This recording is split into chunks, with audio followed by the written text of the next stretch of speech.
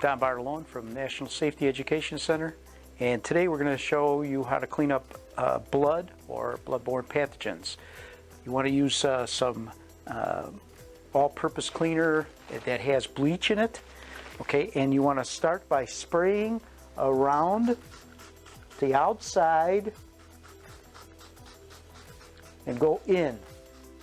So now you want to get down after you waited a couple minutes, and you want to go from the outside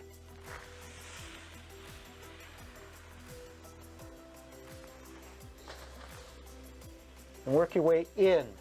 As you get to the blood, you want to fold the cloth over.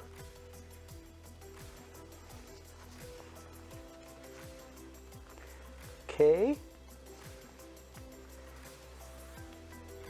And if you have to, make a second wipe with it. But as you see, it's pretty much cleaned up. So you're going to take your bio bag, and you're going to take everything that you use to clean up your spill and your gloves, and they're all going to go off and get put in there. And I showed you last time about how to take the gloves off.